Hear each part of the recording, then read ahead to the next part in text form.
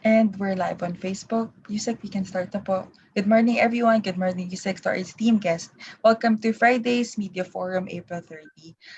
To formally introduce our guest speakers for today, we have the official spokesperson of the Department of Health, the Undersecretary Maria Rosario Simperher.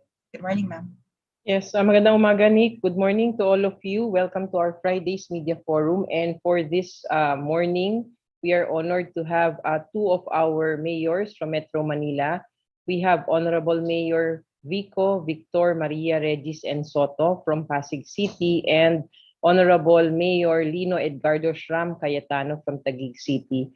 They will give us updates on the response from the local governments and ipapakita po nila kung ano na po yung mga nagagawa nila para makatulong sa national government and to lead the response for this COVID-19. So I turn over the floor to Mayor Vico Soto and then he will be followed by Mayor Lino Cayetano.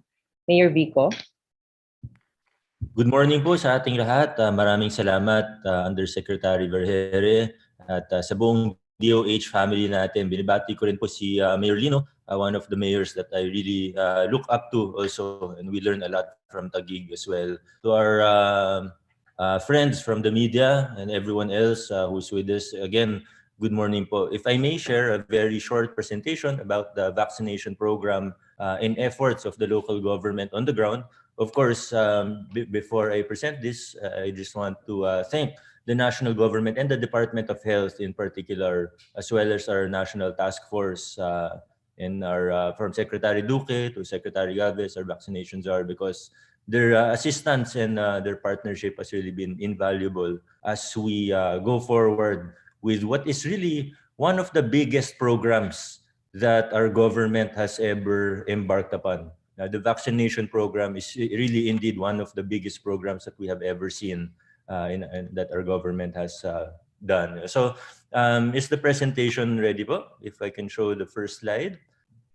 I'll try to be very brief, so in case there are questions later on, we can just focus on that. All right, so while they're there you go. So if we to the second slide,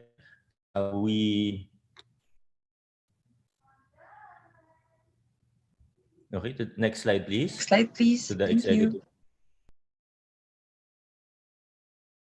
All right, so very early on, we came up with an executive order. I issued an executive order establishing the Pasig City Beat COVID-19 vaccination team, which is a team of medical experts that is in charge, is the unit to formulate, implement, and monitor our vaccination plan. Next slide, please.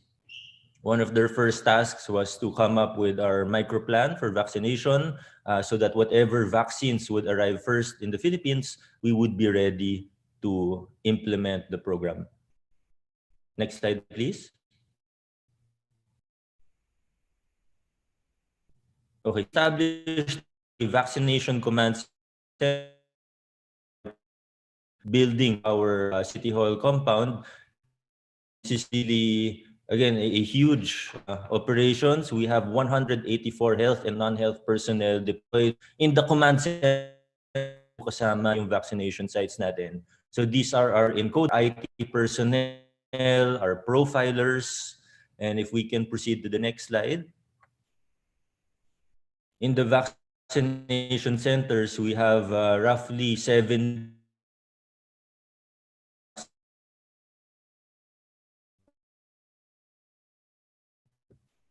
Diba?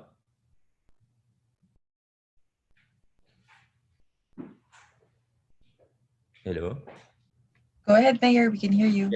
Okay, so one of the things that has really helped us is our IT system or IT solution that we have been using. It's called the Pasig Health Monitor. The Pasig Health Monitor, the Pasigueños are probably more familiar with the Pasig Pass, which most of us have either as our lock screen, this is our QR code contact tracing solution. So the Pasig Pass is actually just one of 3 parts of our Pasig Health Monitor. The first part of the Pasig Health Monitor is the central database of medical records of every Pasigueño. So this is where our citizens update their medical records or their profile. If they're interested in getting vaccinated, they can just update this and they will automatically be included in our master list or database of people who want to be vaccinated. Tapos pinipila na namin sila. Walang palakasan, basta diretso na po, first come, first serve, based of course on the prioritization guidelines given to us by the Department of Health. The second part of the Pasig Health Monitor is the inventory of our health resources, including health human resources, all of the supplies and the equipment that we need for the vaccination program and other related programs. The third is the one that most Pasigueños are familiar with, Pasig Pass. Through Pasig Pass, we're able to connect to our citizens. And of course, this helps with contact tracing primarily, but it also helps us with the vaccination program to ensure smooth operations and efficient way of going through everyone's records and putting them into the master list for vaccination. Next slide, please. Okay, so the important thing, if the Pasigueño wants to get vaccinated, he or she should update his Pasig Health Monitor. Then we have multiple doors, so to speak, for people who want to get vaccinated, because we know that not everyone has internet. So we do have online profiling, but we also have on-site or face-to-face profiling. We have people going around, especially for senior citizens, to do house profiling. We do phone calls for those citizens that we have their phone numbers in our database. So again, these are primarily senior citizens, persons with disabilities, and then a little bit of those with comorbidities. Again, Pasig Pass really helps us with this. And if I may just add, no, we're trying to working to integrate Pasig Pass with Stay Safe, although that's a different topic already. In our next slide, we have the InfoCast system. Again, this is integrated into our Pasig Health Monitor. So once your profile is updated, you can expect a text from our InfoCast system. You'll receive a text from Pasig Bakuna, giving you further instructions on what to do and how you can confirm, so you can ensure that you have a slot for vaccination. This is, we did this early on because in the very first stages, we had a difficult time trying to communicate what are the steps to all of the people who want to get vaccinated. So this really helped us to automate the system, to automate the process, to make sure it's faster and more efficient. Next one. So here's just an example of our vaccination site. We have 16 sites that are ready, prepared. 16 sites, actually not just 16 sites, because we also have our mega parking. Right now, 5 of the sites, we chose our schools because the public schools of Pasig City, and we chose the public schools because following the guidelines of DOH for vaccination sites, we felt like this was the best because number one, there is a big waiting area, the court, and then we have a room per step of the way, and then there's, it's spacious, it's open air, it's well ventilated, it's not that hot, it's covered, but at the same time, again, the ventilation is good, and it's a very good site for vaccination. And then we have, if we can just go through very quickly the slides, we have an area for vaccine storage. We have an area, each of the steps for Pasig Pass, nalagay po yata sa dulo ng presentation yung ibang pictures, but it's okay, we can just show that later on. So for every step of the way, from registration to screening, to the vaccination itself, until the monitoring for any adverse events following immunization. And then we also have site sort of a mini ER. There's there's oxygen available, and there's a crash kit, or whatever you call it. And so the supplies are ready and the personnel are ready, as I mentioned earlier. Around 70 to 80 staff or personnel per site. So it's a very tedious yung preparation for this. And I'm happy to report that the vaccination sites have been running very well. And we actually have one new site that is a result of our private-public partnership with the Medical City.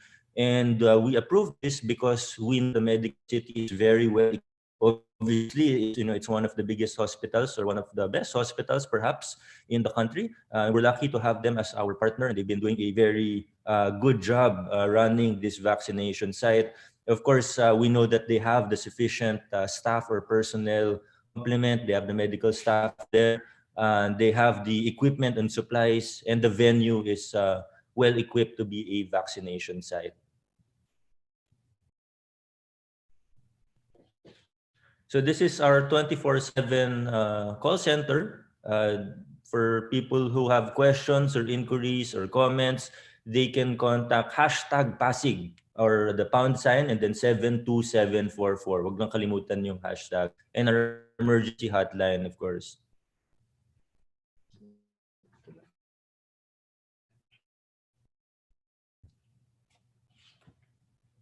Okay, so these are just some pictures of our vaccination site.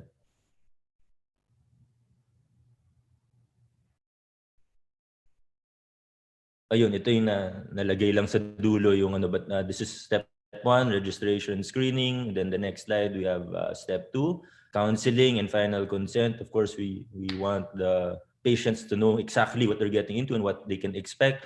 Step 3, vaccination. And then the next step, there you go, monitoring and surveillance for at least 15 minutes. And then if they're feeling something a little longer. And then, as I mentioned, we have the mini ER, if you can call it that, just in case. Thankfully, we haven't really had to use it. Wala naman masyadong masamang effects or any adverse events following immunization. Thankfully, but just in case, we're very ready. Kaya hindi po basta kung saan-saan lang kami nagtatayo ng vaccination site, but it really has to be a good site where all of this can fit and can run smoothly. And then the next slide is a very brief report of our numbers for vaccination. So right now we have deployed, probably as we speak, it's already 34,000.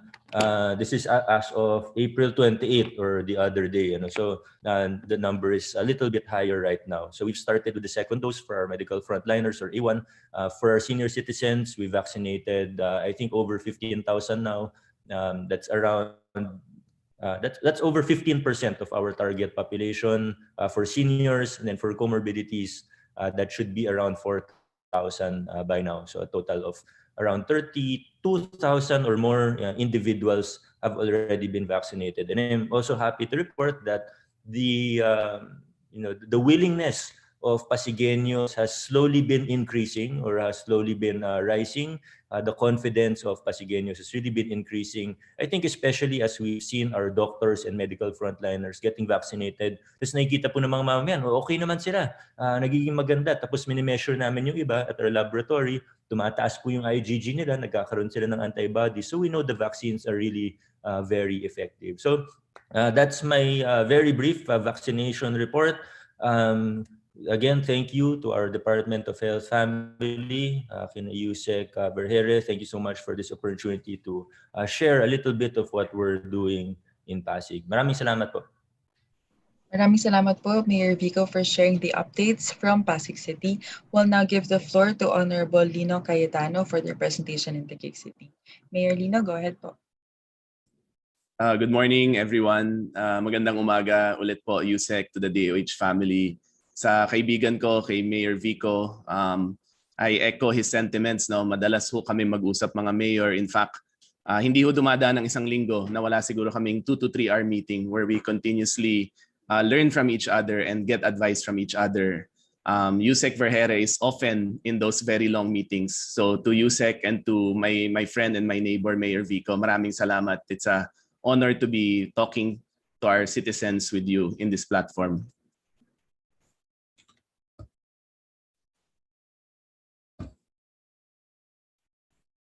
Ayan po. Nakikita niyo po ang aking screen, ma'am? Yes po, go ahead, Mayor. Okay po. So to share our vaccination plan and some of the efforts of the City of Taguig, ang goal ho namin 650,000.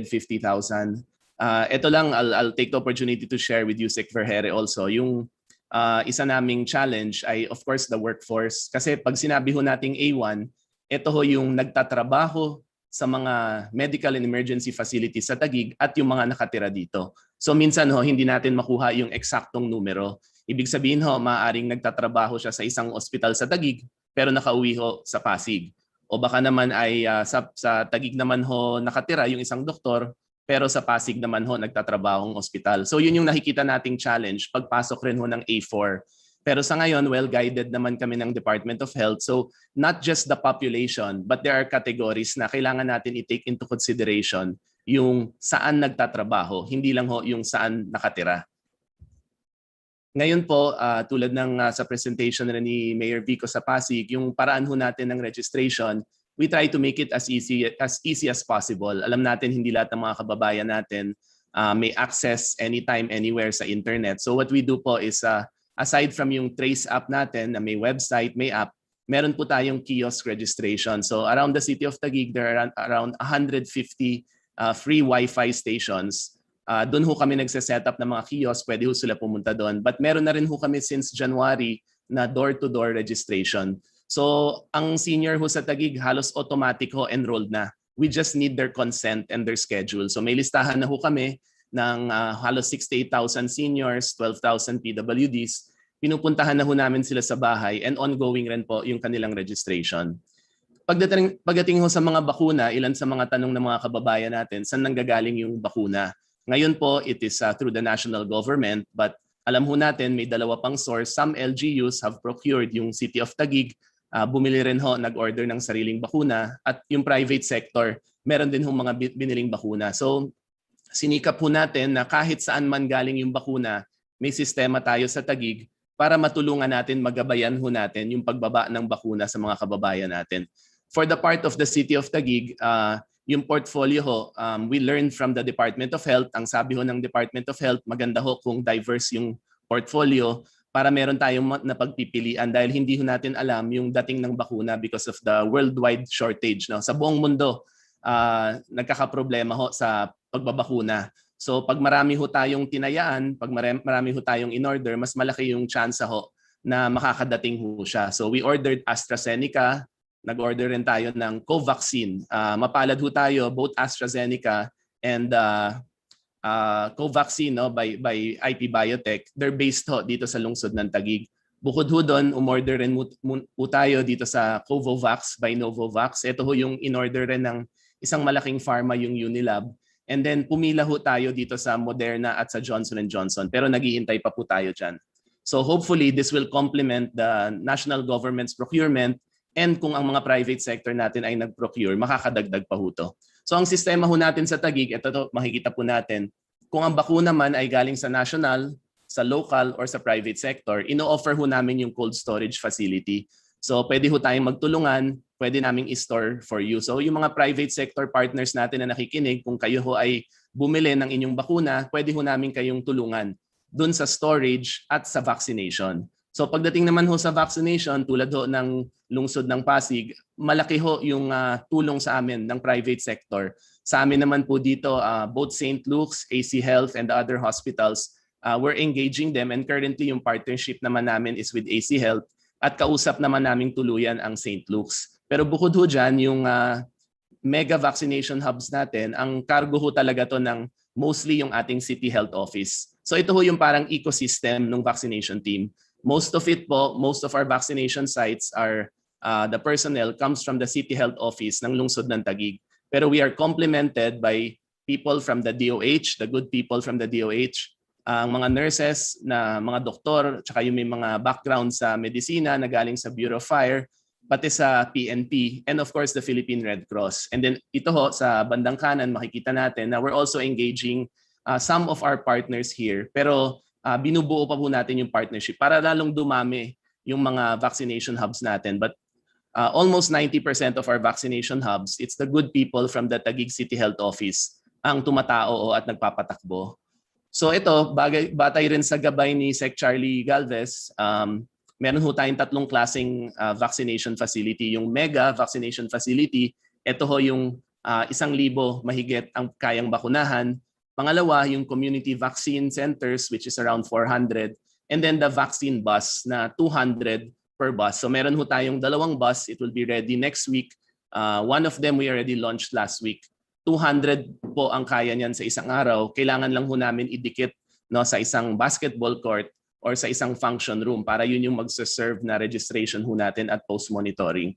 So may ilan ho kaming mga examples. Pero bago ho yun, gusto lang ho namin ipakita yung pakita at bigyang pugay yung mga partners ho natin. Nagkaroon tayo ng vaccination site because of the partnership unang-una with the Department of Health and with DepEd. So a lot of our schools are serving as vaccination sites. Pero mapalad rin ho tayo, Mega World, Vista Mall, Artaland, Ayala Malls, SM Ora, FBDC, lahat ho ng mga pribadong kumpanya nag-offer po na yung kanilang mga facilities gamitin ho natin. At muli, nagpapasalamat ako to our private partners including DepEd from the national government and the Department of Health. Dahil mas maraming lugar na pwedeng bakunahan, mas madali itong puntahan at mas komportable, mas maiengganyo natin ang mga kababayan natin na magpabakuna. So ang goal ho natin initially was 40 vaccine centers. Pero natututo ho tayo tulad ng sabi ni Mayor Vico, ngayon lang ho, pinakamalaking programa siguro sa kasaysayan ng gobyerno to. Nababakunahan natin 70 million Filipinos times 2. So sa Taguig ho, 650 times 2, 1.3 vaccines has to be administered. No? So nagbabago ho, natututo tayo sa ibang mga syudad, natututo tayo sa mga experience natin. Initially, we planned, ma'am, mga 30 to 40 vaccination sites. Pero nakikita ho namin ngayon, baka kayanin ho ng 10 to 15 vaccination sites. So it's easier for us in terms of rationalizing manpower. So papakita ho namin paano ho namin ginawa. So sa ngayon ho, yung mga mega vaccination facilities namin na ongoing, 8 po yung ngayon. Una yung Lakeshore Training Center. So ang ginawa namin, ma'am, may isa kami na dito nagte-train lahat. Pagkatapos nila mag-train dito, then the doctors, the nurses, the staff can now set up another one. So lahat dadaan muna sa Lakeshore Vaccination Training and Information Center para ho may template ho kami. So isa-isahin ko yung quickly. No? So ito po yun. So this serves as our training center. 4 teams to, so 400 a day. Dito medyo may konti kaming space, so talagang napapaliwanag namin yung bawat steps. Even our BHWs train here. Ito ho yung pinakamalaki ho namin, yung Vista Mall parking. So we can do around 1,200 a day dito ho. Buong parking lot po yan, ginagamit na ho namin. And then ito po, bumisita rin dito ang ating Secretary of Health and our representatives from DOH. Isang malaking blessing ho dahil napaka-komportable. So because of this, nakita ho namin talaga yung opportunity to work closely with our malls para ho maging vaccination site. Dahil ang problema natin minsan sa eskwelahan, ngayon padating na ang tag-ulan, minsan ginagamit natin siya sa relief center, relocation center, tsaka exposed yung mga kababayan at mga health workers natin sa elements. Dito ho sa mall, medyo komportable ho sila. So we're looking to establish more partners with our malls. So ito ho, medyo maganda, komportable, maluwag. And then recently po, the good people from Ayala, we partnered with them in High Street. Meron na rin ho tayong High Street Vaccination Hub. So ito ho, parang gallery ho siya. May mga paintings pa ho from local artists. Kasi Arts Month po nung huling buwan. At meron ho kaming mga proyekto with the youth. We put our paintings there, our artwork. So medyo nagiging komportable, mas soothing yung environment. So this is the High Street Vaccination Hub, and DOH was there as well the other day nung binuksan ho namin. So ito po siya. So bukod ho dyan, yung mga eskwelahan ho natin, yung mga community vaccination hubs, very quickly lang po, ito ho yung parang setup ho namin, much like the setups in our other cities. Pero dahil ho nakikita namin, baka 4 to 5 months po yan, tumitingin pa ho namin how we can make it better. Kasi ho, pag everyday na ho yung setup na ganito, napapagod rin ho yung ating mga health workers. So we're trying to look for a way to make it more permanent kung ano ho yung pwede naming idagdag. So ito naman ho yung vaccination bus.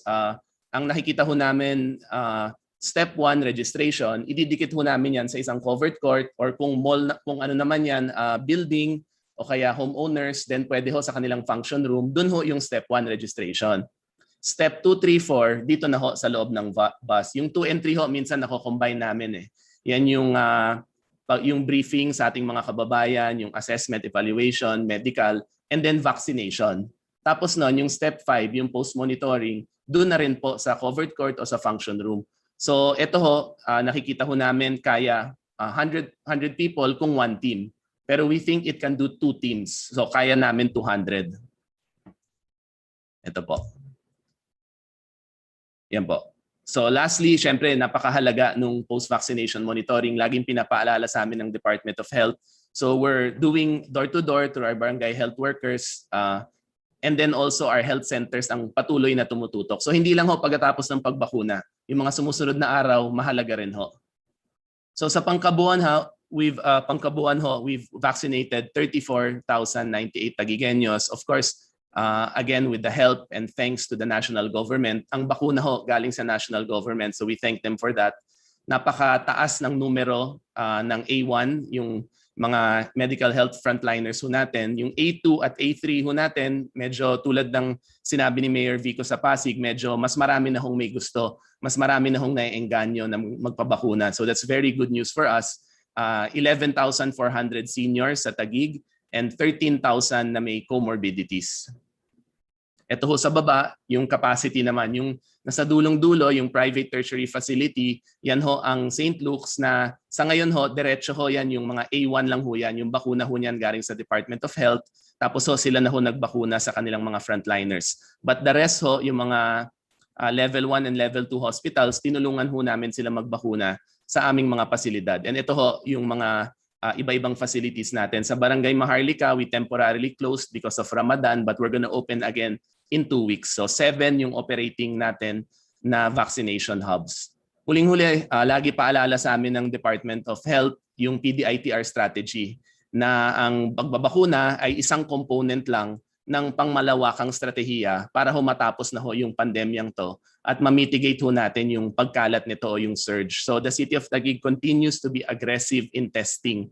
Halos 150,000 free tests na ho ang ating nagawa, 145,291 to be exact, almost equivalent to 15% of the population. Ang isang blessing sa City of Taguig, maaga pa lang, ang testing sites ho natin more than 30 na libre dahil lahat ng health center nagte-test. So all health centers in Taguig, in every barangay does COVID testing. We have a mobile testing truck and bukod ho doon, meron ho tayong 3 drive-through sites. Monday, Wednesday, and Friday. Yung isa ho dyan ang tawag namin park and test. So paparada ka lang ho, tapos magte-test ho kayo. So ito ho, yung sample ho namin. But any given time, Yusek, one of the keys talaga we found is really capacitating our health centers to do testing. We've also, with the guidance of the Department of Health, we've also established our own molecular laboratory. So patuloy pa rin yung partnership namin with Red Cross. Yung RITM, napakalaki ng tulong sa amin. Pero bukod niyan, nako-complement namin dahil meron na rin ho ang Taguig ng sariling molecular laboratory. Ito ho, pagdating ng surge, siguro alam ng mga kababayan natin, sa buong Metro Manila ho, minsan yung test results umaabot ng 2, 3, 4 na araw. We are trying our best and hopefully makakat pa natin yung time na yan. Pero napakahirap ho dahil ang daming nagpapatest dahil madami ring nagkakasakit. So all our partner laboratories are also full. Yung quarantine facility ho, na-visit na rin ho ng Department of Health. Panay ang paalala sa amin ng Department of Health, isa sa pinakamagandang strategiya natin ay pag may nahanap ho tayong may sakit, ihiwalay ho natin, pagalingin ho natin. So we are working on expanding our quarantine facilities. And we nag-effort ho talaga ang aming lungsod na yung quarantine facility ay medyo komportable para maengganyo natin yung mga kababayan natin na mag-quarantine. Ito ho yung isang sample ng quarantine facility. We've also established repurposed other buildings. Ito, we were very excited to launch our PWD Center. It's a 7-story with elevator PWD Center. Pero hindi pa ho napapakinabangan ng ating mga PWD. Ginawa na muna nating temporary quarantine facility habang nasa gitna ho tayo ng pandemya. Yung iba ho nating mga private partners, tulad nito, isang resort ho sa Taguig, ginawa rin namin quarantine facility. Pero meron hong doktor at nurse lagi yung ating quarantine facility. Ito ho, isang maliit na hotel sa lungsod ng Taguig. We've also made it a quarantine facility. Meron hong doktor at nurse na nagbabantay ho dyan. Lastly po, napakahalagang parte ng strategiya ay yung relief goods. Dahil ho mga kababayan natin, lalo ho pag lockdown, pag ECQ, pag yung quarantine classification ay hindi sila nakakapagtrabaho, kailangan ho talaga ng tulong at ayuda. So the City of Taguig, nung nag-declare ito pong 2021, immediately started distribution and we're happy to report na all 300,000 families ho nabigyan natin nung stay-at-home pack And then ongoing ang hygiene kit at ang anti-COVID kit. Ito, isa rin sa mga natutunan nating abiso from the Department of Health. So ang ginagawa ho namin, yung face mask, soap, vitamin C, iniikot ho namin yan to all Taguig families, including ho yung stay-at-home pack at yung mga hygiene kits. And then lastly ho, we try to complement the national government financial aid. Ang national government nagbabaho ng Bayanihan 1, Bayanihan 2, na ngayon po yung emergency relief assistance. Pero alam ho natin, lahat ho ng mga kababayan natin are continuously facing challenges, financial and otherwise. So the City of Taguig is continuing trying to help and to support and allot funds and allocations. So in 2020, we've given sectoral help sa marami sa mga sectors na nangangailangan, including seniors, persons with disabilities, vendors, fisher folks, pati ho yung mga scholar ho namin received 5,000 pesos each. More than 200,000 Taguigueños received either 4 or 5,000 from local amelioration naman ho, yung local financial aid. Huling-huli, ma'am, we'd like to share with you and also siguro to my good friend Mayor Vico. Marami hong mga kababayan natin ang pinag-uusapan herd immunity. Totoo ho yan. Yan ho yung isang malaking goal natin. Pero minsan ho, nakakalula, pag titingnan ho natin, kailan natin mabakunahan ang 70 million Filipinos? Kailan natin mabakunahan ang 700,000 Taguigueños? Pero ang totoo ho niyan, we can celebrate small victories at dapat ho nagseset tayo ng maliliit na goal. So ngayon ma'am, we're very happy to report, pagkatapos ng isang taon, more than 20,000 Taguigueños got COVID. 20,000, 1 year ho. Pero in 1 month, 30,000 naman ho ang nabakunahan natin. So it might not mean a lot scientifically or medically, pero nagbibigay ho sa atin na pag-asa. Pag-asa na sa loob ng isang taon, 20,000 ang nagkasakit, ngunit sa loob ng isang buwan, kaya pala natin protektahan at mabakunahan ang mahigit pa sa numerong yon. Pangalawa, and again, it's the Department of Health who's continuously been reminding us, and I thank USEC for always being passionate about this, yung vaccinating A1, A2, A3. So alam ko ho ngayon lahat ng pinag-uusapan is about vaccinating A4. Kailangan ho yan. Exposed ang mga A4 ho natin, medical, health, and economic frontliners. Pero kung poprotektahan ho natin ang A1, A2, A3. So ang A2 po, seniors. Ang A3, comorbidities. Kung poprotektahan ho natin ang ating mga seniors at may comorbidity, mababawasan po yung ating hospitalization. Kung wala hong na-hospital, pwede na ho tayong tumuloy sa ating trabaho, magbukas na ho ang ekonomiya, bumalik tayo sa hanap buhay. Dahil sa pangkaraniwan ho, sa marami ho sa atin, pag tayo ho nagkasakit ng COVID, 90% of us pwede ho magpagaling na magto 2-week leave lang ho tayo. At pag yan ho, naaprubahan ng PhilHealth and DOLE, then the workers can get a 2-week leave kung tayo ho ay magkasakit ng COVID. Ngunit ang importante ho, walang nagkakasakit na mau-ospital at walang mamamatay. So I really join passionately the advocacy of the Department of Health na let's get as many seniors and those with comorbidities vaccinated. Kasi yan rin ho yung susi sa pagbukas ng ekonomiya. Kung tayo ho lalaktaw na kaagad sa A4 na hindi ho natin pinapansin yung A2 and A3, alam nyo po, pag nag-surge ho tayo, sarado na naman tayo. So I agree, we want to vaccinate the A4 as soon as we can. Pero dapat ho naka-focus pa rin tayo na mabakunahan natin as much as we can, 90-100% yung seniors and those with comorbidities. So yun po, maraming salamat po sa oras na inyong binigay. God bless Taguig, and again, God bless Metro Manila and the Republic. Salamat to my friend Mayor Vico and USEC and the DOH family for this opportunity. Maraming salamat po, Mayor Cayetano, for the comprehensive updates po with regard to the vaccination rollout in Taguig City. I will now open the floor for questions to our mayors po. With your indulgence, Honorable, we have a question po from Red Mendoza of the Manila Times to both mayors po. Perhaps Mayor Vico can first answer po. Right now po, kamusta ang case natin sa mga localities nyo? Bumaba na ba since the declaration of ECQ and MECQ? Mayor Vico and then Mayor Lino.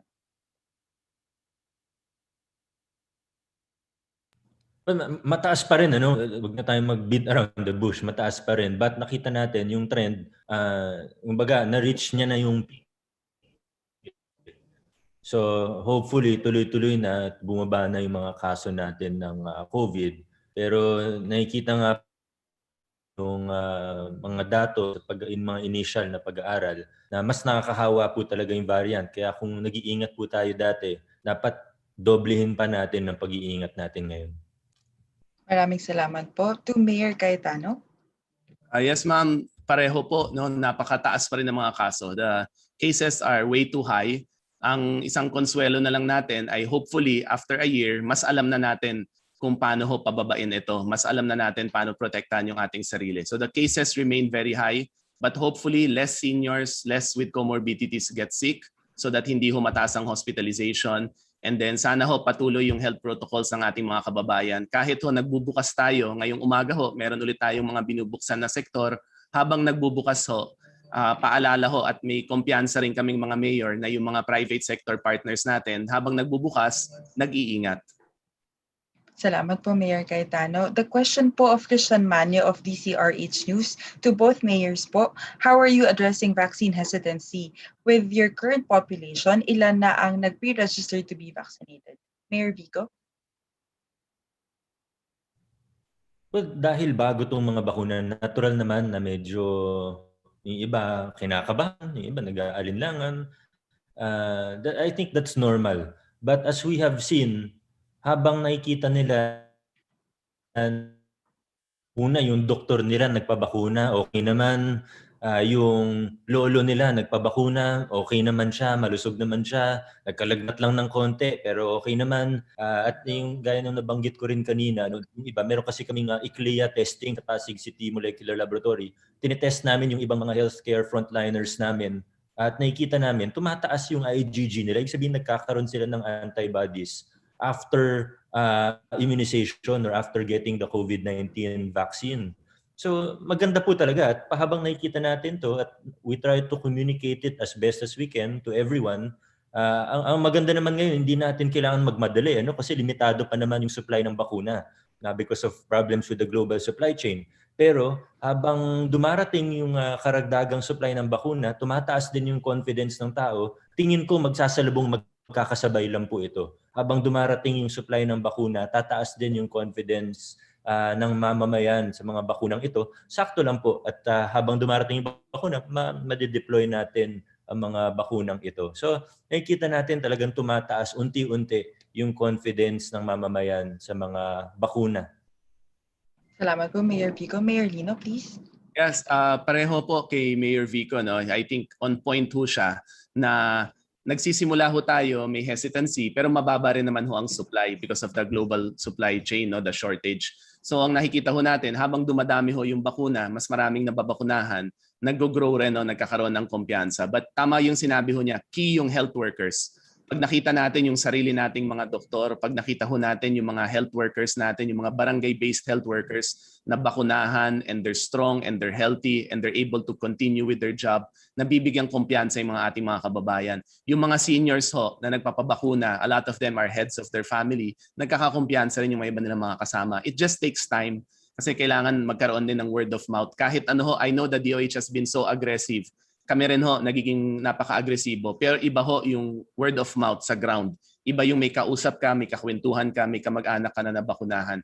So I think magsasalubong nga, no, as Mayor Vico said, magsasalubong rin yan when the vaccine comes and the hesitancy decreases. Salamat po. Go ahead po, Mayor. Yung experience namin dito sa Pasig, and I would suppose similar in Taguig and even other LGUs, nung unang-una po nagkaroon ng bakuna, sa doctors namin, sa mga doktor, more than 80% pumayag kaagad. Kahit anong brand pa nga sabi nila. Pero yung mga nurse, yung mga BHW or PHA namin kung tawagin, siguro mga 20% lang.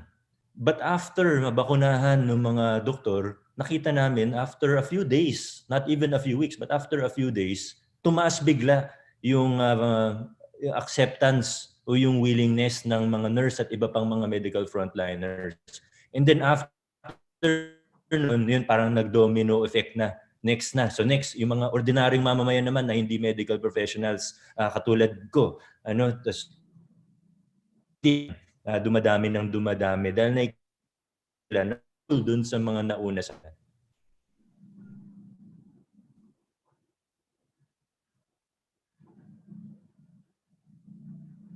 Right. I think Mayor Vico is experiencing technical difficulties, but perhaps we can move on to the next question po muna, no? From Greg Gregorio of TV5, Mayor Lino, perhaps, and as well as to you, Secretary, do you think the implementation of the MECQ in the next 2 weeks will be enough, or are we open for an extension of MECQ, considering that an implementation of MECQ until the end of May is part of the recommendations of the experts to DOH? Mayor Lino, perhaps? Napakahirap po na tanong. No? Ang realidad ho nan, it's a very hard question to answer because we're not just looking at number of cases. Kakasubmit lang ho ng City Health Office ko ng report kung ano yung epekto sa ibang sakit nung pandemya natin, nung pagsarado ng ekonomiya natin. So tumaas rin ho no, yung iba nating mga sakit, yung iba nating mga kababayan na nag-aalinlangan na pumunta sa doktor dahil natatakot sa COVID, so may problema sa puso, nagpapagamot sa ibang bagay. So there's so many effects no, when we do lockdown. Unang-una rin dyan yung epekto sa hanap buhay, yung epekto sa kabuhayan. But what we do, I'll just share a little insight dun sa proseso ho namin. Halos every week ho, nag-uusap yung mga mayors with a representative from the Department of Health. And suki nga namin si Ma'am, si Yusek. Her advice is taken side by side with the advice from the economic team. At sila ho, nagbibigay ng macro na perspective. Kami ng mga mayor, nagbibigay naman ho kami ng micro na perspective. Nakikita ho namin na maraming mga kababayan namin ang nagugutom. Marami ho ang takot na magkasakit, pero marami rin ho ang takot na magutom at hindi mapakain yung kanilang pamilya. So kahit anong saway namin, nalabas sila ng labas, kailangan ho nila lumabas para maghanap buhay, lalo ho yung informal sector. But I think we have a good system wherein we listen to the experts and ultimately we submit our advice to the IATF for the experts to ultimately decide. Pero kaming mga mayor ho, patuloy lang ho naming pipilitin na mabalanse namin yung pangangailangan ng kabuhayan at syempre yung health and safety protocols. Thank you, Mayor Cayetano. Mayor Vico, would you like to add to what Mayor Cayetano just said? Yes, ma'am. I agree 100% with what Mayor Lino said. But I just want to apologize for my bad or unstable internet connection. Hindi ko alam kung narinig niyo po yung sinabi ko kanina. But anyway, that's exactly Mayor Lino is on point. Ano? And if I may add, we're always in communication with our medical experts, our economic team, from DOH, from NEDA, and then we give our input from the ground, what we see on the ground here in our cities, in our barangays. But ultimately, medical decisions should be made by medical experts. And that's what we believe. And so, kung ano yung rekomendasyon sa atin ng mga medical expert natin, ng mga healthcare expert, ako hindi ako doktor, kung mayor lang ang magdedesisyon dito na hindi sasangguni sa ibang tao, magkakagulo po tayo. Pero kung mga doktor po natin, mga epidemiologists natin, lahat ng mga medical experts, healthcare experts natin, ang sangguni po natin, and ultimately we trust what they say and the decisions will be based on this. Salamat po, Mayor Vico. Ma'am, with your permission, sasakyan ko lang yung sinabi ni Mayor kasi hindi ahead po. Hindi ko maiwasan. I keep reading comments on ivermectin, no? And I just want to make a statement. Hindi ko lang maiwasan dahil I'm sure Mayor Vico as well, no? But I'll echo what he said. We listen to the medical experts. So pag dumating ho ang panahon na inaprubahan yan ng FDA, pag inaprubahan ho yan ng Department of Health, pag narinig ko sa bibig ng ating mahal na Yusek, sa ating Secretary of Health, by all means, no, we will not just support it, we will advocate it, we will buy it. Pero sa ngayon ho, kahit anong gamot ho, nakikinig kaming mga mayor sa mga doktor at sa mga eksperto ho namin. So in terms of how the LGUs feels about ivermectin, I'm sure lahat ho kami may personal na opinion. Pero kami rin ho may personal na opinion sa Lagundi, sa virgin coconut oil, at nag-volunteer pa nga kami sa DOST na pwede rin ho kaming sumama sa trials. Pero for the part of the city, I can't avoid it. No? I keep seeing in the chat box the questions about ivermectin. Kami ho, pinapaubaya namin sa mga eksperto. At what the FDA says and what the Department of Health says, we will accept, we will abide, and we will follow. Thank you, Mayor Cayetano. Mayor Lino, buti na bring up niya po yun kasi alam ko maraming nagtatanong tungkol dyan. Ano? Ang payo ko lang, inihikayat ko po yung mga mamamayan na baka nanonood ngayon. Huwag tayo masyadong sa mga conspiracy theory. Relax lang po tayo sa mga conspiracy theory. Alam niyo, yung mga gamot na tinitake natin, yung mga piniprescribe ng mga doktor dumadaan yan sa matinding proseso. Hindi yan basta-basta. So just because there is a little bit of positive news or a little bit of possibility or may nakitang konting scientific basis, hindi yun sapat para sabihin na okay na yan, pwede na yan. Hindi tayo mga doktor, hindi tayo medical expert, makinig tayo sa kanila, makinig tayo sa mga eksperto. Maraming salamat po to the reminders from our mayors po. If we can move on po to the next question from Christian Manny of TCRH News. For both mayors, how are you addressing the problems sa community pantries in your respective jurisdiction to avoid a super spreader event? Mayor Cayetano, perhaps po. Ay, thank you. Una-una, hindi ho problema sa amin ang community pantry. It's really not a problem. I've heard Yusek talk about it, I think, the other day. And we share her same sentiments. Kahit ano pa ho yan, kung ayuda ho yan, kung pila ho sa bangko yan, pareho ang approach naming mga mayor. We need to enforce health protocols. Whatever that line is for, no? Kung pumipila ho yan para bumili ng pagkain, pumipila sa palengke, pumipila sa community market. So when it comes to enforcing the health protocols, pare-pareho lang ho yung rules natin. Kahit ho bababa ang national government, kahit ho magbibigay, kasi ang PNP ho nagbibigay rin ng relief ho sa amin, they follow health protocols. So sa aspetong ho yun, kahit sino pa ho yan, they will follow and we want to help them follow health protocols. But the community pantry is a blessing. It's not a problem. It's an opportunity for people to help and we're happy that people are given opportunities. Marami sa mga kababayan natin gusto tumulong, naghahanap lang ng paraan para tumulong. And we thank the community pantries all around the city of Taguig and in NCR for contributing and for helping us. Yun ho yung position ho namin. Thank you, Mayor. Mayor Vico, go ahead po. Amin po, wala naman ako nakikitang malaking problema.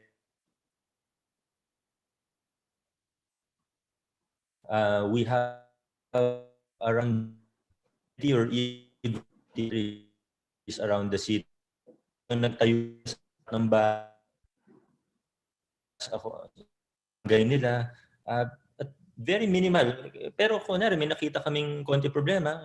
Halimbawa, sa Barangay Santolan kahapon, medyo humaba yung pila sa isang community pantry. Ipadala tayo kagad. Tinimbre natin sa kapulisan. Ipadala tayo ng peace and order officials natin para maging po yung pila. Basta ano naman tulong yan eh. So, syempre dapat tanggapin natin yung tulong mula sa kung ikaw ay may kaya ng konti, nakakaluwag ka ng konti, maganda yan and we commend the people who want to help out. Thank you, Mayor Vico. From Nika Hanapol po of Verifiles, how has the new finding that the virus can spread airborne inform your pandemic response? What adjustments have you made po, if any? Mayor Cayetano? Sa akin po, I'll keep it short, but it's really enforcing health protocols. So far, the studies have still shown that wearing a face mask, keeping distance, wearing a face shield kapag pwede, if it does not hinder your work, will reduce transmission significantly. So with all the new findings, what we knew in the third month of this pandemic remains the same. Pero ang trabaho ho na kailangan namin gawin ay abutin lahat ng mga kababayan natin, lahat ng maliliit at malalaking negosyo. It is still government's job to reach out to all businesses and make them understand and explain. Hindi lang ho sa mga may-ari ng negosyo, sa mga manager ng mga negosyo, pero yung mismo mga kababayan nating manggagawa na napakahalaga. Umikot ho ako sa mga construction site ho namin, marami sa mga construction workers natin hindi ho nakamask. Ang hirap ho sa kanila, mainit na sa ilalim ng araw, tapos nakamask pa ho sila. Pero sadya ho naming pinapaliwanag talaga na pag hindi ho tayo magmamask, magkikip ng distance, talaga hong magkakahawaan ho tayo. So with the new variants, with the new information we have, it still remains mask, distance, wash our hands, face shield. Nakakasawa na ho.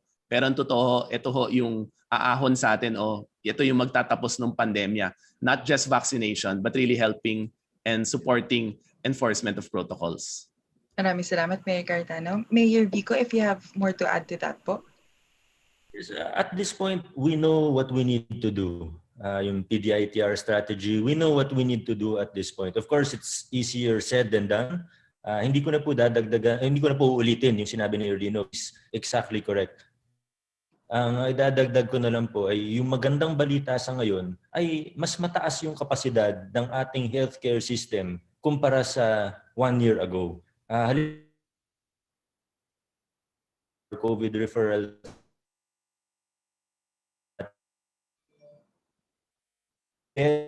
build our capacity, syempre napupuno pa rin siya pag talagang mataas yung bilang ng kaso. Ganoon naman sa buong rehiyon at siguro sa buong bansa ay napupuno yung mga ospital pag talagang mataas ang bilang ng kaso. Pero mas maganda pa rin yung response natin ngayon kumpara to 1 year ago. And that's really the important thing. We really, we can't control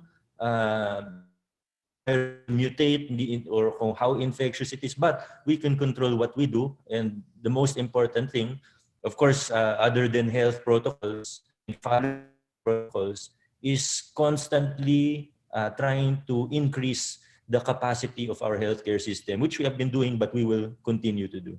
Salamat po, Mayor Vico. For the last questions po to our mayors, I'll just combine the question of CNN and TV5 po to both mayors. If we have this data available po right now, ilang percent na po ang A1, A2, and A3 na nabakunahan? And if nakatanggap na daw po ba ang LGU ng additional supply of vaccines from yesterday's arrival? Perhaps Mayor Cayetano can go first. Thank you for the question. No? Unang-una, at around 30,000, that's about 5% of yung pinoproject ho namin na kailangan bakunahan.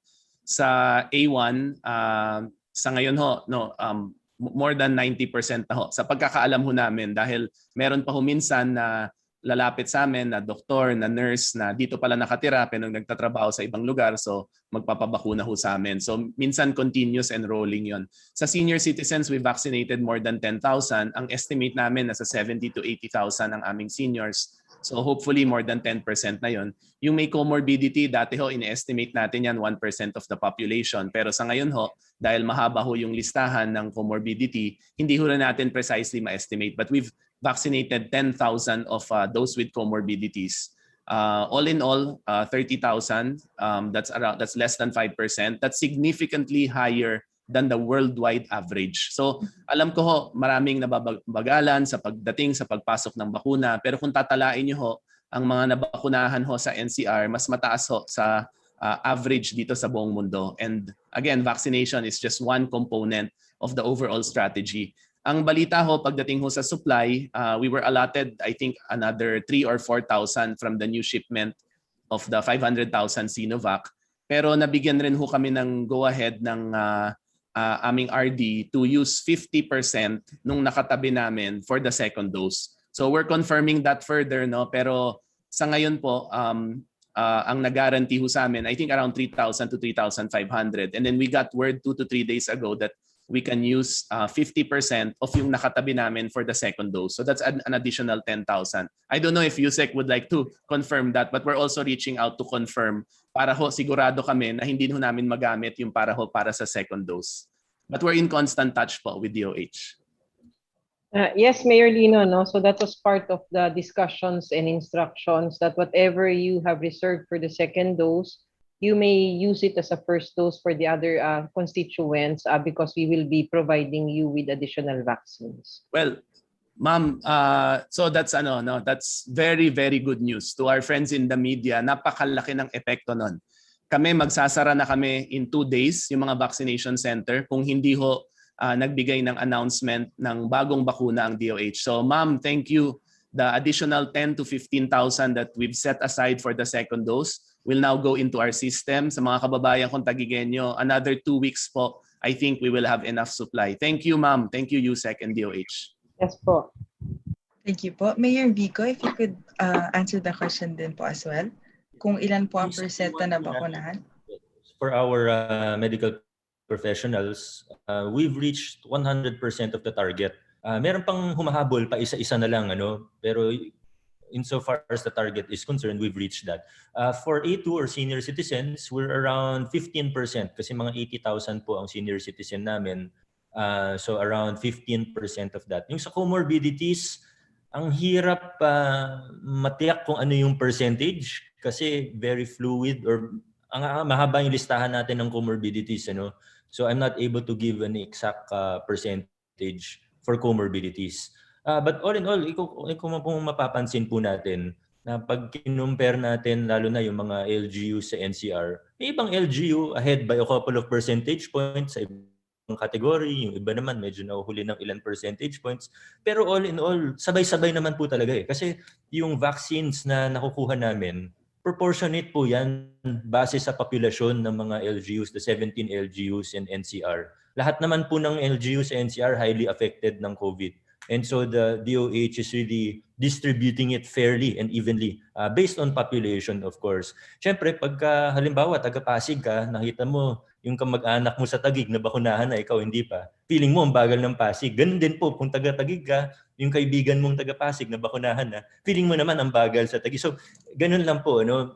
But if we look at it from a big picture, makikita natin halos sabay-sabay naman talaga ang LGU. And from the national to the local level, we're all doing our best to make sure that the vaccines are given to the people as soon as we can and as fast as we can. Of course, given the limitations of the global supply chain and yung orders, lahat naman ng LGU sa NCR halos may sariling order din ng vaccine.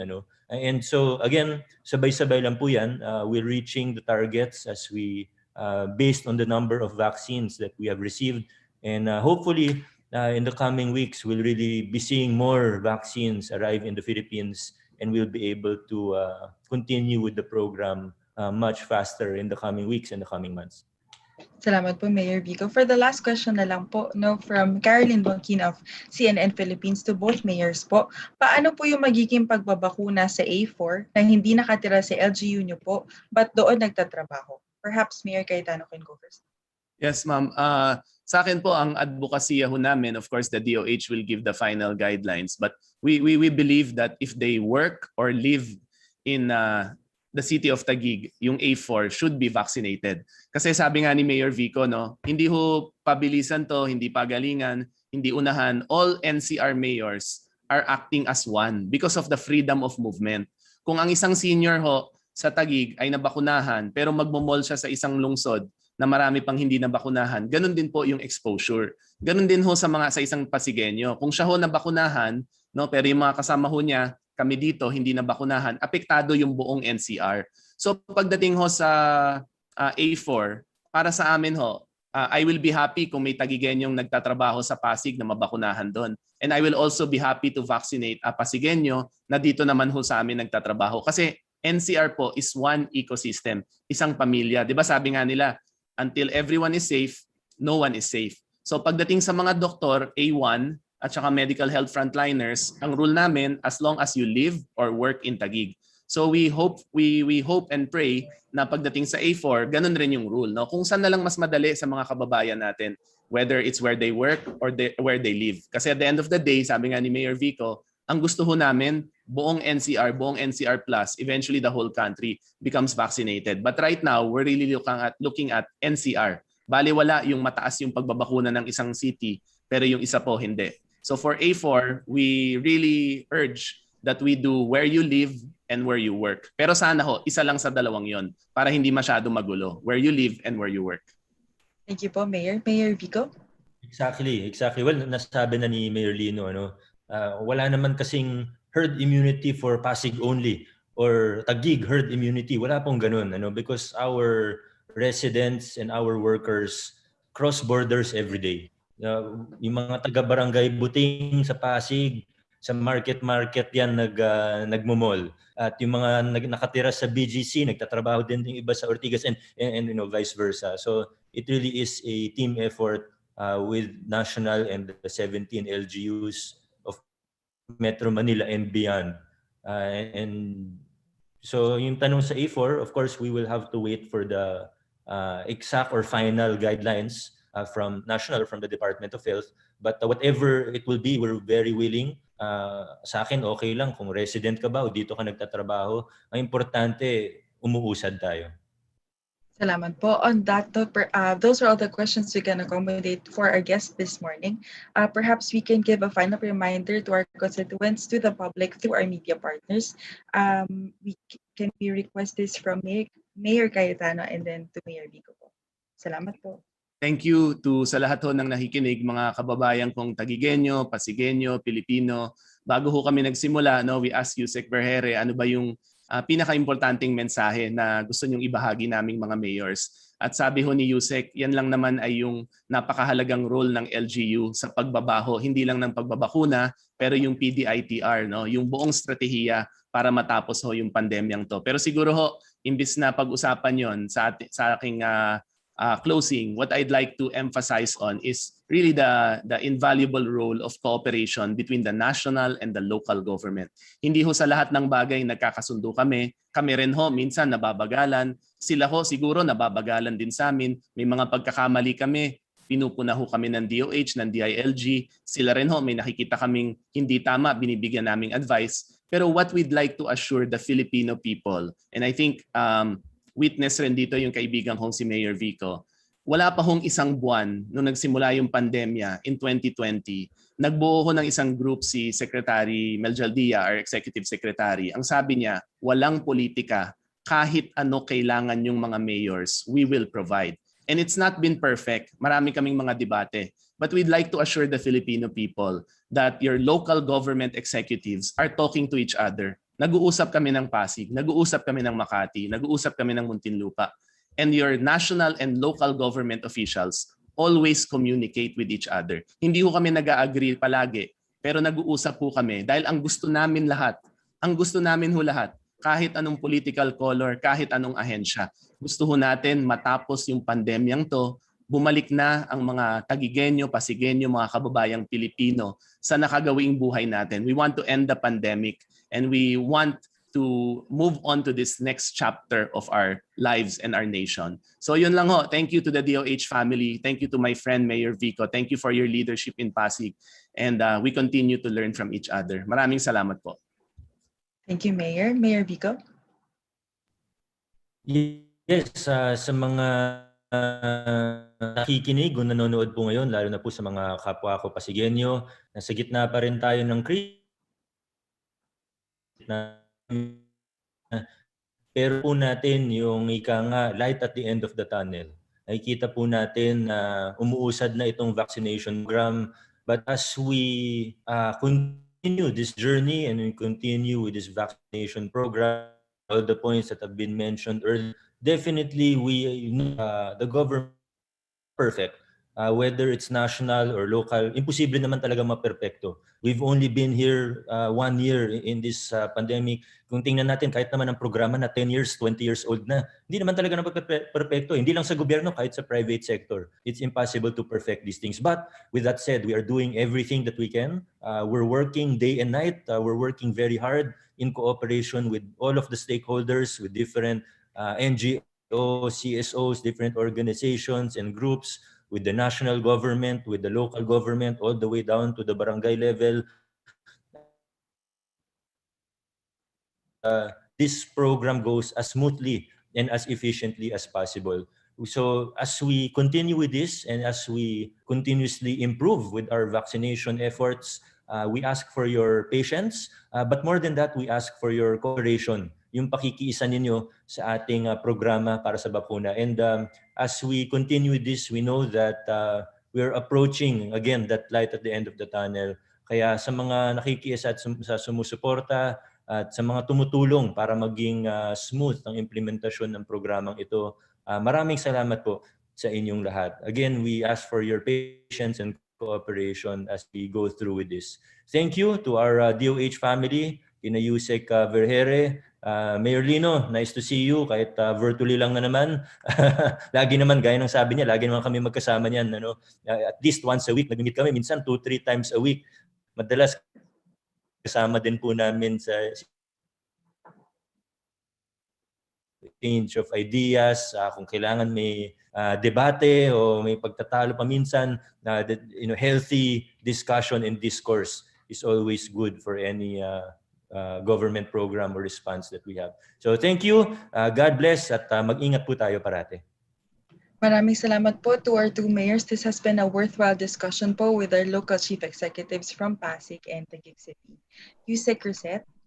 Thank you very much. Maraming salamat po, Mayor Lino and Mayor Vico. We are truly honored that you have accommodated our invite na ipaliwanag po natin sa ating mga kababayan yung kahalagahan po ng mga ginagawa ng ating local governments and how they really take care of their constituents Thank you very much po, Mayor Lino, Mayor Vico. Mabuhay po kayo. Thank you. Thank you po. Salamat po. Salamat po. Salamat po. Ma'am Dominic, salamat po. Salamat po.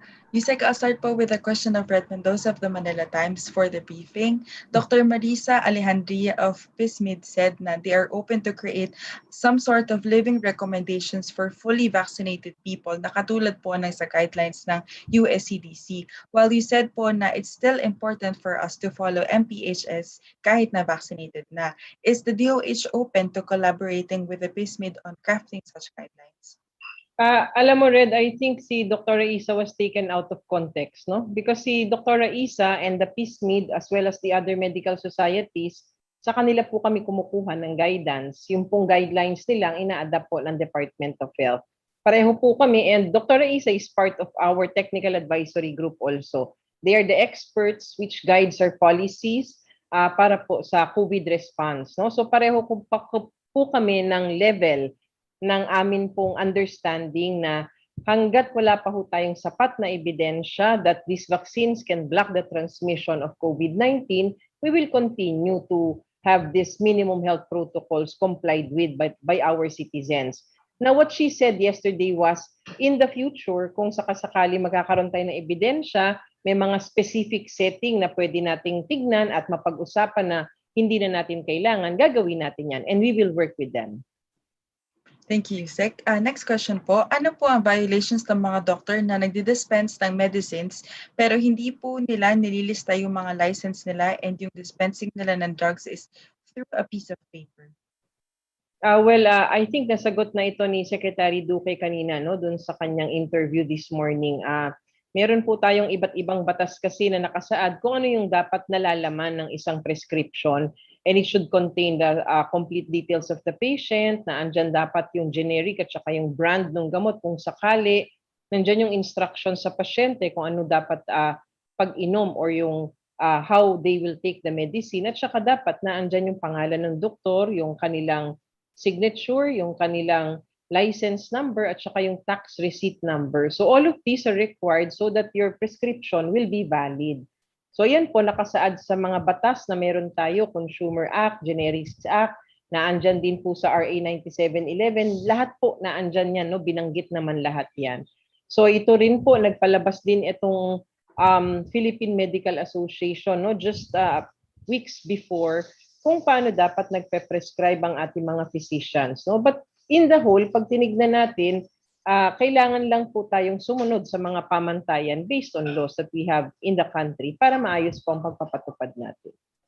Thank you, ma'am. From Jamel Garner of the Daily Tribune, Representative Mike Defensor was asked about this comment on the DOH response that only hospitals granted with CSP can distribute and use ivermectin for COVID-19 treatment. Sabi na kayong DOH lang daw ang magulo. He said they are complying with regulations set by FDA. Any comment po? He also asked for fair treatment for ivermectin as he claimed drugs like remdesivir, tocilizumab, and even antibiotics are not proven as medicine to cure COVID-19. Ma'am? Yes, actually, ilang beses na nating pinapaulit-ulit to, no? Ilang beses na rin natin binibigay yung paliwanag natin sa ating mga kababayan. Unang-una, wala pa hong sapat na ebidensya para masabi at mabigyan ng rekomendasyon ng Department of Health ang ivermectin para gamitin against COVID-19. Gusto ko pong ipaalam sa ating mga kababayan hanggang sa ngayon, wala pa ho kahit anong gamot ang may ebidensya na makakapagsabi na diretsya na it can really cure COVID-19 or it can even prevent a person from getting COVID-19. So kung ano man po yung mga pamantayan natin, mga patakaran, mga batas na andyan na po yan, na ipaliwanag na po natin lahat yan. So let's leave it at that. Let's all move on from this issue. Kung ano man po yung mga nangyayari dito ay agagawan po natin ng mga investigasyon kung kinakailangan. At ito naman pong nangyari kahapon about this, nakita naman po natin sabi din ni FDA Yusek Eric Domingo, as long as it was from a compounding pharmacy and as long as there are doctors prescribing it, and then it is part of the process and it is legal. So let's leave it at that. Gusto ko lang ipaalam, there are two pathways when we talk about this. There is this regulatory pathway and there is this clinical pathway. The regulatory pathway are the regulations set forth by the Food and Drug Administration based on existing laws. Yun pong clinical pathway na tinatawag natin, this is the pathway where DOH collaborates with experts so that we can have appropriate evidence if we will recommend the drug or not. So yun po yung dalawang pathway natin, kailangan po nating maintindihan at paghiwalayin ng dalawang prosesong yan. Maraming salamat po, Yusek. So that is the response po to all questions that are related to ivermectin. Ma'am, I'll proceed po to the next question from Greg Gregorio of TV5. In relation to the computation of SRA, under AO 36, SRA is prorated based on the number of days a health worker physically reports for work in a month. May we clarify if it is a violation or not when a facility just aggregates the number of hours a health worker is exposed to COVID-19 patients and accounts every 8 hours for 1 day. A case in point daw po is a nurse staff assigned in a dialysis unit who at times attend to COVID-19 patients needing 4 to 6 hours of dialysis. Yusek? Yes, no? So pag tinignan po natin yung policy ng Department of Health, may specific po doon na provision na pinakita how we compute for this special risk allowance.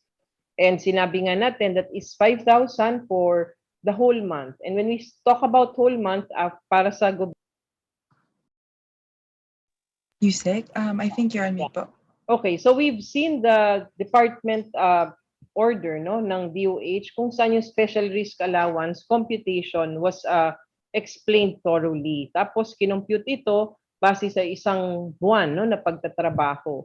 Ngayon kapag halimbawa ang meron tayo laging index no na sinasabi that it is based on an 8-hour shift no or 8 hours work per day. Kung halimbawa ang isang tao ay 4 to 6 hours in a dialysis clinic, inaayos po natin yan proportionately. Just the same when you, for example, have a 12-hour shift, no? So hindi mo naman pwedeng sabing 8 oras lang yung ginawa niya, no? So kino-compute yan ng mga hospitals natin according to how we do the computation. So if you're 4 to 6 hours, you will they will be computing that based on the formula as well as for those 12 hours. So lahat yan pino-proportionate para po mas maayos po ang bigay natin itong SRA. Thank you, ma'am. Ma'am, I'll be proceeding to the questions sent in the chat from Aiko Miguel.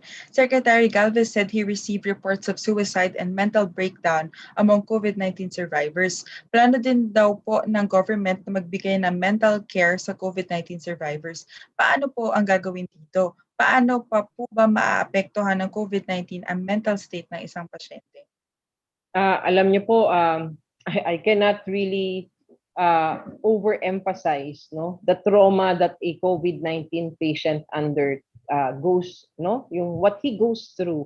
So alam po natin yung trauma, yung anxiety, yung fear for his life, fear for his family, all of these things. And when you get to survive, nandun pa rin yung lalong natatakot no. Nakita ko po itong experience ng iba natin mga kababayan. They're so scared of going out because of what they have experienced when they were sick. So talagang kailangan ho natin silang alalayan, kailangan ho natin silang nakakausap, kailangan po natin silang bigyan ng suporta, the survivors para po dito sa sakit na ito. So kahit nung una pa lang tayo nag-umpisa ng ating response, meron na ho tayong mental health program na sinet specific tayo for COVID-19 dahil alam po natin yung anxiety at saka fear na nadudulot nito sa ating mga kababayan. So we have set up hotlines. Hindi lang po ito national, meron po tayong regional hotlines also for this. And we can share the hotlines later on. Pero ang pinaka-popular po dun sa hotline namin, yung USAP, no? Yung 0917-889-USAP. Ito po yung tatawag kayo, may healthcare professional po na sasagot sa inyo and bibigay sa inyo yung guidance at yung counseling na kailangan nyo para po makaagapay tayo dito sa mga nararamdaman natin sa ngayon. Thank you, ma'am. Still from Aiko Miguel, may development na po ba ang home care package?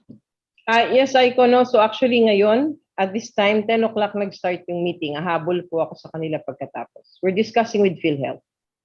Thank you, ma'am. From Caroline Bongkin, an investment banking firm projects that it would take the Philippines over a year to achieve herd immunity at the current rate of vaccination. Ito rin po ba ang projection ng DOH?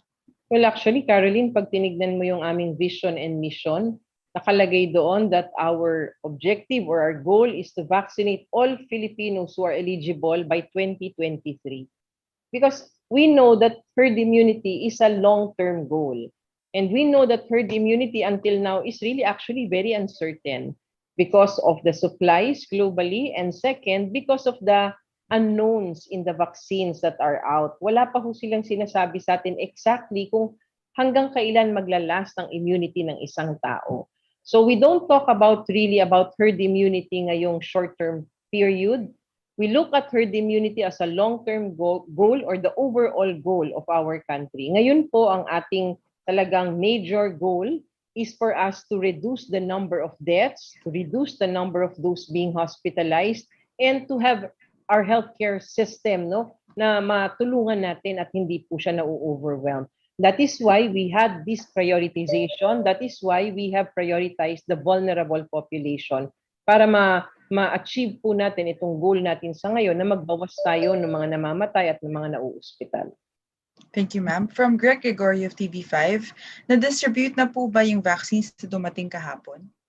Yung last week may dumating and then kahapon may dumating. Lahat po nakaayos na yung allocation list. Nag-start na mag-distribute kahapon and mag-distribute din po ngayong araw na ito. Ma'am, from Caroline Bongkin, kailan po maibababa ang official memo sa mga LGU na pwede gamitin ang reserve Sinovac second doses po?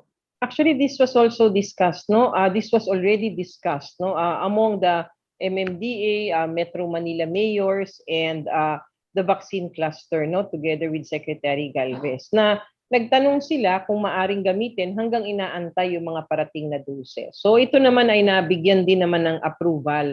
Hindi naman po ibig sabihin na nagpa-reserve sila ng, for example, 200,000 para sa second dose. Gagamitin na nila lahat yon. Hanggang hindi pa lang ho dumadating yung mga supplies na ibibigay natin sa kanila for replenishment of their stocks. They can use that para hindi natitigil ang bakunahan. Thank you, ma'am. From Rafael Bosano, does the DOH find it fair that the Philippines' COVID-19 situation is compared to the situation of countries with a much larger population like the US, India, Brazil, or European countries that have a much higher testing output? A former advisor said that instead of comparing the Philippines to countries doing much worse, it would be better to compare to countries doing better so that it may be able to learn from their best practices and apply it to our situation. Does the DOH agree with this, and what best practices have we adapted from other countries, if any? Yeah, actually, Rafi, ang tanong fair din ba dun sa country na yon na kinukumpara tayo sa kanila? I mean, comparing technically is acceptable. That's what you do, di ba? Nagko-compare tayo so that we can see our progress against the other countries. But comparing it like we compare apples and oranges na hindi naman magkakapareho, I think you don't get para bang the actual picture when we do that, Kino-compare mo by 100,000 population, for example, ang mga namamatay sa atin versus namamatay doon sa isang bansa. Pero napakalaki naman ang populasyon niya compared sa others. Pero pag tinignan mo per 100,000, parang nagiging pareho. But in actuality, when you look at the actual numbers, it's not. So I can say na it's an acceptable thing that you do for monitoring and evaluation of the progress of what you do. You compare it internally, like within your country, and also you can compare it externally, yung tinatawag na external benchmarking that you compare with other countries. Talagang yun, acceptable naman yun. Pero sa tingin ko, on the other side, parang hindi rin siya katanggap-tanggap for us and even for the other countries na kinukumpara tayo. Parang pinapakita mo sino ang mas miserable sa ating dalawa. And I don't think that is acceptable already. Now, when it comes to comparing ourselves to those countries which have successful implementation, wala naman yung problema. We adopt the best practices from other countries actually, na nakikita natin na, maganda yung ginawa. For example, dun sa isang bansa, nag-quarantine sila ng ganito kada, baka pwede natin i-adapt. We do that, We do mapping of the best practices across the globe so that we can apply it here if it is feasible. But as to the comparison, okay lang po yan, academic exercise. We compare that so that we can see trends, we can see the progress, and we can see what else needs to be done. Pero yung comparing because you're comparing, they are much more miserable than us, I don't think that's fair. Thank you, Yusek. Ma'am, for the last question for today from Caroline, yung paggamit po ng reserve na bakuna ng LGU, applicable lang po ba ito sa NCR? Dito natin pinag-usapan yan dahil alam niyan man na nandito tayo ngayon sa epicenter, mataas po ang mga kaso, And the aim of speed and scaling up ay talagang gusto natin mangyari agad-agad dito so that we can have vaccines as one of the strategies to further help and protect our citizens here in Metro Manila and the NCR Plus bubble actually. So syempre, yung strategy na yan, pag dumating tayo sa ibang regions, pag-uusapan din yan. Pero sa ngayon, because of our strategies, intensive strategies being done here in the NCR Plus bubble, that's one of the things that we have done. Thank you, ma'am. From Greg Gregorio, ma'am, pahabol na lang po. Yung extension ng MECQ is being considered pa rin po ba as recommended by our experts? Nagbigay na tayo, di ba? It was already announced. It was something that was approved by the President already. We will have an MECQ with further reopening. So the experts were there, DOH was there, nag-usap-usap, there were compromises, and meron ho tayong mga pinagbasihan ng mga ebidensya at saka datos. So ito pong gagawin natin ay calibrated. Calibrated po yung opening pag nakita natin yung mga detalye no, na mag-open na dito sa MECQ na binigay na desisyon na ito. So this was a decision made by IATF based on the recommendations coming from all clusters and also made by our experts also, together with the experts. Thank you, ma'am. I think on that note, we can end na po. Ma'am, if you have any reminders po to our media partners before we end today's briefing. Yes, no? So unang-una gusto nating pasalamatan si Mayor Lino and si Mayor Vico. No? So talagang nakapagbigay sila ng updates on how they do their response dun sa kanilang mga local governments, and they were able to provide the citizens yung snapshot no, nung gaano kagaling ang bawat response sa bawat local government natin. Na nakikita natin talaga yung kanilang objective of taking care of their constituents and helping the national government and leading the response here for COVID-19. So meron lang ho tayong tatlong gustong paalala. Ang una, syempre sa pagbabakuna, kung kayo po ay eligible na, magpabakuna na ho tayo. Alam po natin na isa po ito sa mga paraan na maaari po nating maprotektahan ang ating sarili, ang ating mga mahal sa buhay at saka ang buong komunidad. Pangalawa, patuloy pa rin po tayong mag-comply sa minimum public health standards. Lalong-lalo na po dun sa mga nabakunahan na, hindi po ibig sabihin na nabakunahan tayo ay protektado na tayo. Kailangan pa rin po tayo magsuot ng mask and face shield. Kailangan pa rin mag-ugas lagi ng kamay, mag-physical distance at wag pupunta sa mga matataong lugar. And pangatlo, we would like to ask the help of our citizens. Sana po iwasan po nating mag-shortcut sa paghahanap ng solusyon dito po sa nangyayari sa atin sa pandemya. Batid po natin lahat ang pagnanais natin na bawat isa sa atin na matapos na yung COVID-19. Kaya naman po bilang sakripisyo at tulong sa ating bansa, mag-ingat po tayo, batay lang po sa pamantayan at polisiya na binibigay ng ating bansa. Habang ganito po rin ho ang ating sitwasyon, tayo po ay sumunod sa protocols, tayo po ay magpabakuna, tayo po ay makinig lang sa siyensya at alamin po natin lagi ang tamang impormasyon and always refer to verified sources of information para po sa totoo at tamang impormasyon. Yun lamang po and maraming salamat sa inyo. Happy weekend to everybody. Thank you, Nick. Thank you, ma'am, and to all our media partners.